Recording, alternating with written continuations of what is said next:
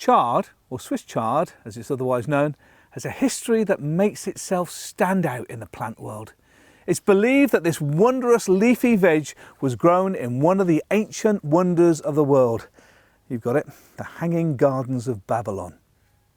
When it comes to nutritional value, Swiss chard is pretty impressive. It's a great source of vitamin A, C, K, magnesium, and it's also great for iron too. Not only that, but it's low in calories, so it's great to bulk up in dishes such as salads, stir fries and even omelettes. The stems and the leaves are both edible regardless of size, but bear in mind that young leaves are better fresh and uncooked. And if the stems are large, it will need cooking because the stems need softening up a bit. Roasting Swiss chard stems as a side dish, something a little different, but it's delicious and very colourful. The seeds look very similar to beetroot when growing as young plants. They also look identical until you take a look at the root, where the beetroot starts to form.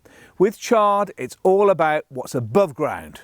And when sowing from seed, getting them into the ground between March and July is ideal. Within this time, they can either be sown directly outdoors or sown indoors in trays and then planted out later when they're big enough to transplant. When planting, choose a spot that's got plenty of sun. One of the wonderful things about chard is that it can be grown successionally. So you can sow throughout the season every 2 weeks for a constant supply of this leafy veg all year round. The seedlings can be thinned out when they're big enough to handle, and you'll be able to see the stunning colours of the stems right from that point. Remove any of the weakest seedlings, leaving around 30 centimetres between each plant. In dry spells, water well because they can be thirsty, and keep the moisture retained in the soil by mulching the base of the plant. Not only will this keep the moisture in, but it will also suppress weeds at the same time.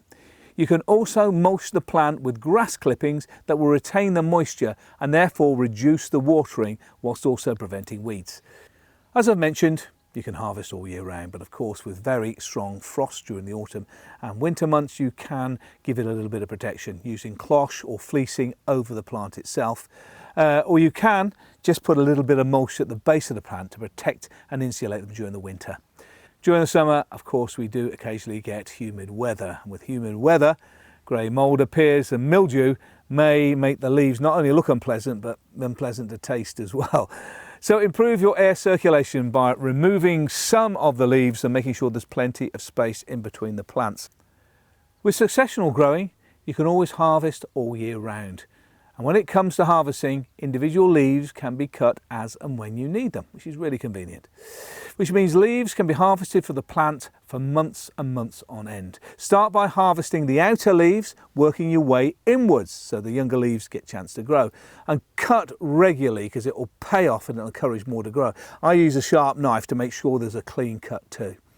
Try growing chard in your own garden, not just for the high nutrition that it gives you when you're eating it, not just that it's fun and easy to grow and tastes fantastic, but it's a lovely looking vegetable to have in the plot. I do. When I come down here, seeing the bright red stems and yellow stems and white stems, it puts a smile on your face. Well, thanks for watching. If you like the video, please give it a thumbs up and a share. And for more great videos like this, please subscribe.